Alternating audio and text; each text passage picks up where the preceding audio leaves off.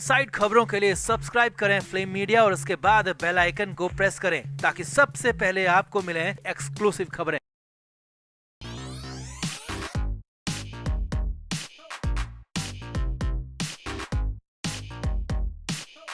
दिशा Salian case में दोबारा जांच की बात हो रही है, दोबारा से सुनवाई की बात हो रही है। बॉम्बे हाई कोर्ट में मामला पहुंचा है तो इधर मुंबई पुलिस ने भी नए सिरे से केस दर्ज किया है और नए सिरे से जांच जल्दी हो सकती है। लेकिन इस बीच बड़ा अपडेट इसमें यह आया है कि पूरे मामले में ट्विस्ट आ गया है, क्योंकि दिशा सालियान के मामले में उनके पिता सतीश सालियान के वकील बुरे फंस गए हैं। जी हाँ, नीलेश ओझा जो कि इस मामले में वकील हैं सतीश सालियान के, तो नीलेश ओझा पर हाई कोर्ट ने बुरा यहाँ पर फटकार लगा दिया और बड़ी सजा तक देने की तैयारी हो गई है। तो वाकई में क्या दिशा केस फंस गया है? क्या होगा इस मामले में? अब क्या दिशा के वकील का फंसना दिशा मामले की सुनवाई पर भी असर डालेगा? दिखाते हैं, बताते हैं आपको सब कुछ। आप भी इस वीडियो को शेयर करें, कमेंट बॉक्स में अपनी राय जरूर दें।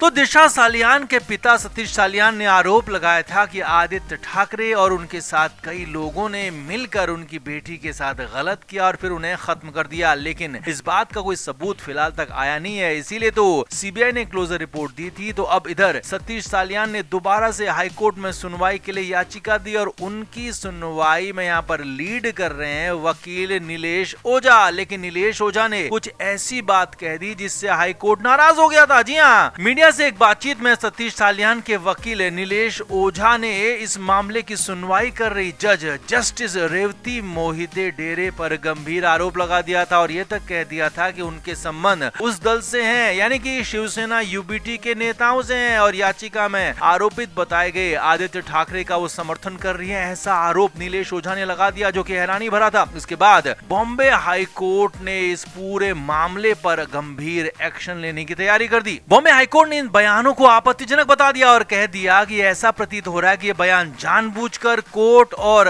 जस्टिस के अधिकार को बदनाम करने के लिए दिए गए हैं। तो ऐसे में ये आरोप कोर्ट की छवि को धूमिल करते हैं और इस तरह से जो बयान दिया गया है निश्चित रूप से अवमानना के समान है और इसीलिए इस पूरे मामले में बॉम्बे हाई कोर्ट ने तुरंत आदेश जारी कर दिया कि इस मामले में अवमानना की कार्रवाई शुरू की जाए और इसके लिए 29 अप्रैल की तारीख भी तय कर दी। जी हाँ, कोर्ट ने रजिस्ट्री को निर्देश दिए हैं कि वो वकील नीलेश ओझा को सम्मन भेजकर उन्हें इस मामले की जानकारी दे दें कि उनके खिलाफ अवमानना की कार्रवाई शुरू हो रही है। अब पूरा मामला यहाँ पर नीलेश ओझा के खिलाफ चला गया जो कि दिशा सालियान के पिता सतीश सालियान के वकील है और नीलेश ओझा के बयान के बाद मामला पूरी तरह से फंसता हुआ दिख रहा है, क्योंकि अभी तक ऐसा लग रहा था कि दोबारा से दिशा मामले की जांच होगी तो आदित्य ठाकरे मुश्किलों में आ सकते हैं, फंस सकते हैं। लेकिन यहाँ पर तो खुद नीलेश ओझा जो कि सतीश सालियान के वकील है वो यहाँ पर फंसते हुए दिख रहे हैं। तारीख तक उनको मिल गई और इसीलिए क्या अब ऐसे में संभव यह है कि दिशा सालियान के केस पर भले असर कैसा पड़े तो हम नहीं कह सकते, लेकिन हाँ, इस केस में देरी जरूर हो सकती है, सुनवाई में वक्त लग सकता है। दिशा सालियान के पिता सतीश सालियान भले ही कितना ही जोर लगा लें, लेकिन नीलेश ओझा जो उनके वकील हैं उन्होंने जो बयान दिया है उसके बाद इस पूरे मामले में सुनवाई में देर हो सकती है, मामला और लंबा खिंच सकता है। वैसे भी इस पूरे मामले को 5 साल हो चुके हैं तो इसीलिए मामला और ज्यादा लंबा खिंच सकता है, या कहें कि मामला फिर से फंस सकता है। जैसे 5 साल तक ये मामला अटका रहा तो वैसे ही ये मामला एक बार फिर से अटक सकता है। इसीलिए वकील की गलती की सजा अब क्या वाकई में दिशा को मिलेगी? तो यही यहाँ पर नजर आ रहा है कि दिशा सालियान का केस एक बार फिर से डिले हो सकता है, फंस सकता है, अटक सकता है। इसीलिए क्योंकि जब पहले इस पूरे मामले में नीलेश ओझा के खिलाफ सुनवाई होगी और उसके बाद ही दिशा मामले में आगे कार्रवाई हो सकती है, यानी कि मामला अटक गया है, फंस गया है। तो आपका इस पर क्या कहना है? क्या दिशा सालियान के पिता के वकील को इस तरह की बातें नहीं करनी चाहिए थी कि जिससे दिशा के केस पर असर पड़े? आप क्या मानते हैं? कमेंट जरूर करें, वीडियो को शेयर भी करें।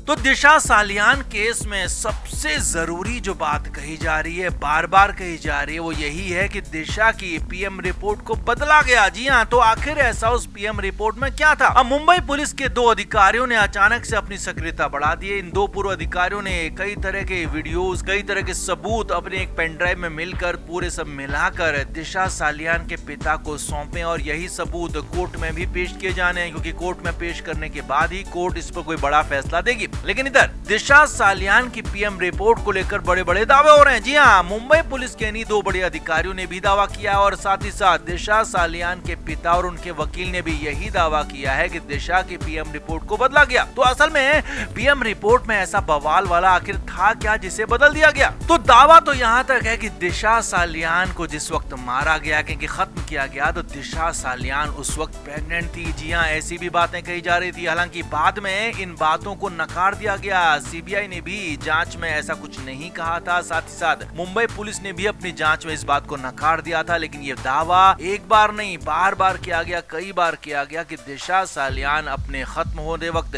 प्रेग्नेंट थी, दिशा के पेट में बच्चा था। और ये बड़ी बात है क्योंकि दिशा सालियान के पेट में अगर बच्चा था, वो प्रेग्नेंट थी, तो वो किसका था? क्या उसके बॉयफ्रेंड के साथ संबंध का था या फिर कोई और था? ये बड़ी बातें यहाँ पर कही जा रही थी। यही नहीं, इसके अलावा एक और बात यहाँ पर कही जा रही थी कि दिशा के साथ गलत काम किया गया। तो ये भी पीएम रिपोर्ट में साफ साफ सामने आ चुका था, ऐसा भी दावा किया गया। जी हाँ, ये भी दावा था कि दिशा के साथ जो गलत काम किया गया और वो भी पीएम रिपोर्ट में साफ निकल कर सामने आ गया था। तो इसीलिए पीएम रिपोर्ट को बदला गया, ये भी दावा किया गया। तो आखिर वो गलत काम करने वाला कौन था? क्योंकि यहाँ पर तो दिशा के पिता लगातार बार बार आरोप लगा रहे हैं कुछ बड़े नामों पर। आदित्य ठाकरे पर उन्होंने आरोप लगाया, डिनो मोरिया पर आरोप लगाया, और भी कई बड़े नाम है उन पर आरोप लगाया गया। तो यहाँ पर क्या इन लोगों ने कुछ ऐसा गलत किया था? ये अभी जांच का विषय है, लेकिन दावा लगातार हो रहा है, लगातार इन पर आरोपों की बौछार हो रही है। यही नहीं, एक और बात जो पीएम रिपोर्ट में हो सकती है वो ये है कि दिशा के साथ मारपीट की गई। जी हाँ, ये भी खबरें थी, ये भी दावे किए गए।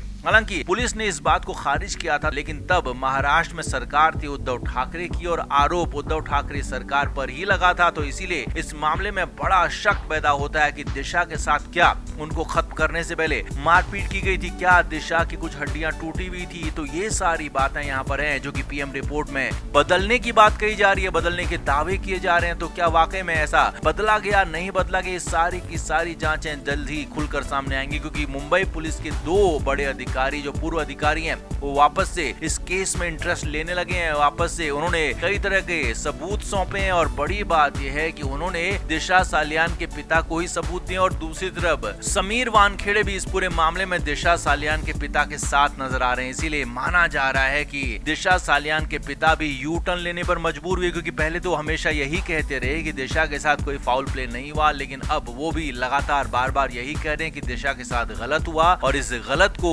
बाहर निकाला जाना चाहिए, दिशा को इंसाफ मिलना चाहिए। तो अब आगे पूरा सब कुछ मामला हाईकोर्ट पर टिका है। बॉम्बे हाईकोर्ट क्या फैसला देता है और मुंबई पुलिस की जांच में उसके बाद क्या निकलता है, तो आप इस पर क्या कहेंगे? क्या वाकई में दिशा सालियान की पीएम रिपोर्ट को जो सच था उसको छिपाया गया, गलत को सामने लाया गया, सही सच को छिपा दिया गया? आप क्या मानते हैं? कमेंट बॉक्स में जरूर बताएं, वीडियो को शेयर भी करें।